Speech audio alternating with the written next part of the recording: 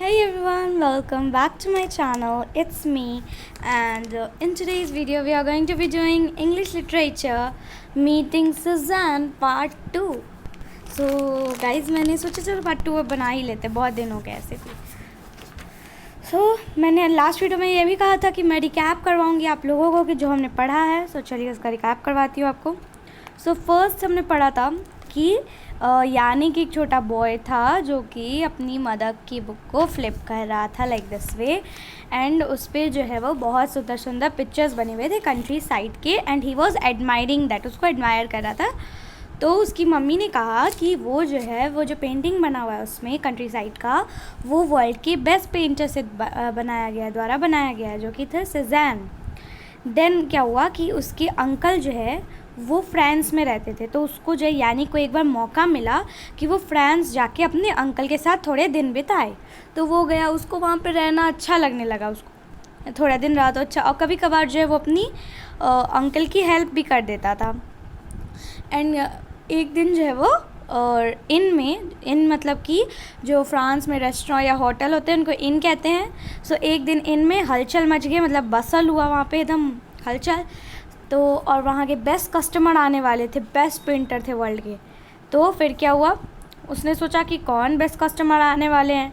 तो एमेंडाइन कौन थी? एमेंडाइन जो थी उसकी कज़न थी, जो कि उसके अंकल की बेटी थी. मतलब कि वो जो है बोली यानी को कि सारा सामान, मतलब सारा अरेंजमेंट जो है अच्छे से होना चाहिए क्योंकि यहाँ के बेस्ट कस्टमर आने वाले हैं. तो फिर जब उसने पूछा यानिक ने कि कौन है वो बेस्ट कस्टमर, तो उसने क्या जवाब दिया कि क्वेश्चन, खाली क्वेश्चन पूछते रहते हो तुम. देन व्हाट शी सेड कि अब क्वेश्चन मत पूछो, जाओ जाके लॉग्स लेके आओ. तो उसके बाद क्या हुआ, जब वो पर्सन आए तो उस यानिक को जो लगा वो एकदम नॉर्मल पर्सन जैसे ही उसको लगा. और लेकिन उसको तब बहुत अच्छा लगा जब उसका बनाया हुआ क्रेम ब्रूले जो है वो फेमस आदमी खाए थे. फेमस आदमी या famous painter, you can say famous man, famous painter.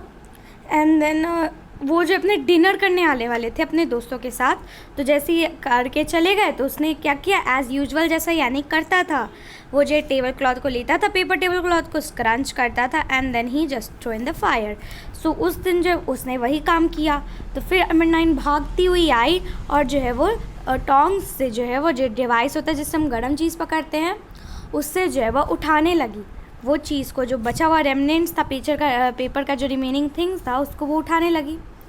Then what she said that कि तुम फूल, तुमने ये क्यों फेंका. वो जो फेमस पेंटर थे उन्होंने जो है वह एक ड्राइंग बनाते हैं वो मेरे पापा कौन, अंकल, जो उसके अंकल थे उसके लिए एज अ टिप के तौर पे, वो टिप नहीं दे के उस पर ड्राइंग करते हैं उसको टिप के रूप में, अगर उनको खाना पसंद आता है तो.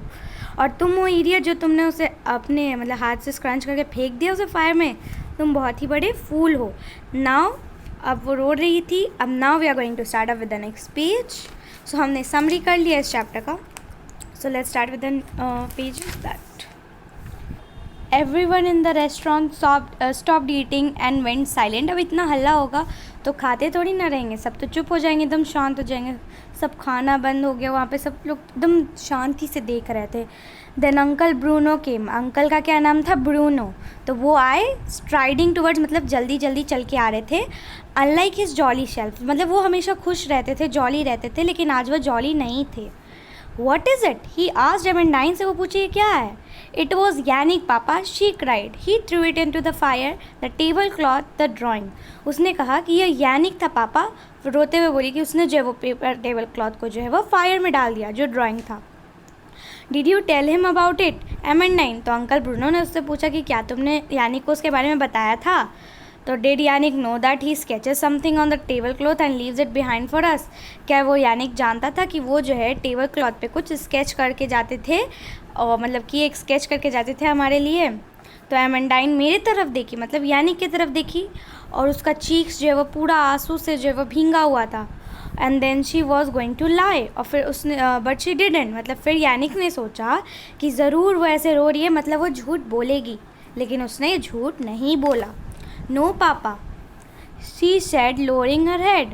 उसने अपना हेड को नीचे करते हुए बोला कि नहीं पापा, मैंने नहीं बताया इसे. Then you shouldn't blame him should you for something that was your fault.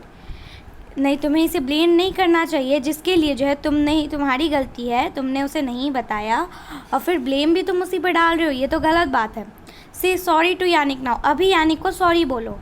She mumbled it but didn't raise her eyes, उसने धीरे धीरे जो नहीं लोग विस्परिंग टाइप करते वैसे टाइप जो धीरे धीरे बोला, लेकिन उसका जो आइज़ था वो नीचे ही था, ऊपर नहीं उठा।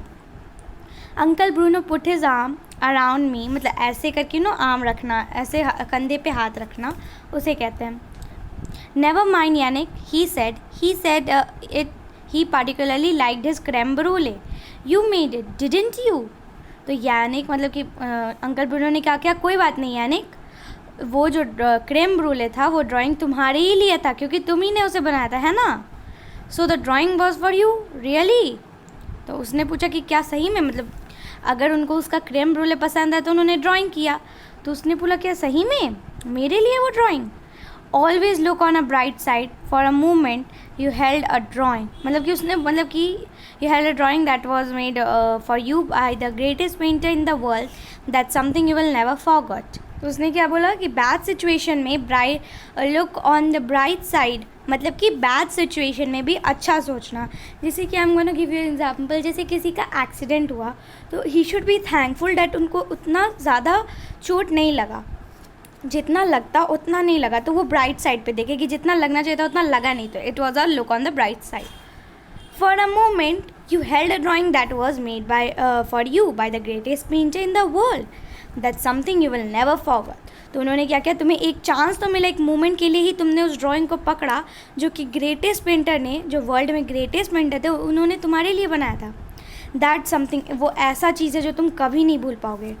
Letter on I came out of the bathroom, फिर बाद में मैं वॉशरूम से आया। I heard Amandine crying in a room, फिर मैंने सोचा कि वो अपने रूम में जो है वो रो रही है एमेंडाइन। कौन रो रही है, Amandine. I hated to hear her cry, मुझे उसका रोना पसंद नहीं आया। So I knocked on the door and went in, मैंने जो है वो नॉक किया and then he went in. I am sorry I said, I didn't mean to upset you, she had stopped crying by now. तो Yannick ने क्या किया, मैं माफ़ी मांगता हूँ तुमसे, आई एम सॉरी वेरी सॉरी, और मेरे को ये मतलब नहीं था, मीन्स का इसका मतलब है कि मेरा ये मतलब नहीं था, तुम्हें अपसेट करने का मेरा कोई भी इरादा नहीं था। तो फिर उसके बाद जो है उसने रोना बंद कर दिया। It wasn't your fault Yannick, she said still sniffing, तो वो थोड़ा सा स्निफ करके करके टाइप रो रही थी, लाइक अभी भी आंसू तो नहीं आ रहे थे लेकिन शी वॉज स्टिफिंग। तो उसने बोला कि यानी कि तुम्हारी कोई गलती नहीं है। It's just that I hate it when पापा क्रॉस विथ मी, बस यही वही चीज़ है कि मुझे तब बुरा लगता है जब पापा मेरे से क्रॉस होते हैं, मतलब जब मेरे से एंग्री होते हैं पापा। ही हार्डली एवर इज़, और वो बहुत ही मुश्किल से ही मुझ पर गुस्सा होते हैं। Only when I have done something really bad, तभी गुस्सा होता है जब मैंने बहुत कुछ बैड किया हुआ है, तभी वो मेरे पे इतना गुस्सा होते हैं। I shouldn't have blamed you, I am sorry. तो फिर जो है एमेंडाइन ने कहा मुझे माफ़ कर दो, मुझे तुम्हें ब्लेम नहीं करना चाहिए था। Then she smiled at me, फिर उसने जो है मेरे पे स्माइल किया। आई ले अवेक ऑल द नाइट, मैं पूरी रात जागा रहा। माई माइंड रेसिंग, मेरा माइंड खाली उसी पेंटिंग के बारे में सोचता रहा। Somehow I was going to make it all right again and make Amandine happy, लेकिन मैं जो है मैंने सोच लिया था कि मुझे जो है सब चीज़ सही करना है और एमेंडाइन को खुश कर देना है। Soon I had worked out exactly what and how to do it, even what I was going to say when the time came.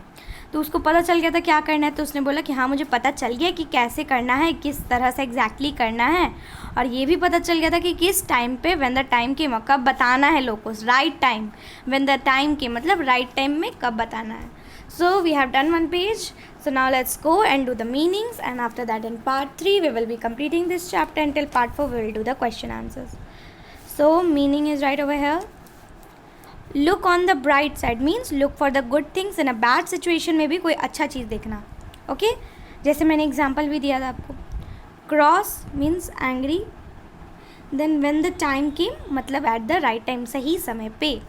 So this was only in the page 2. So I hope you like this video. Please give this video a big thumbs up, subscribe to my channel. So till that time stay tuned and bye bye guys, bye.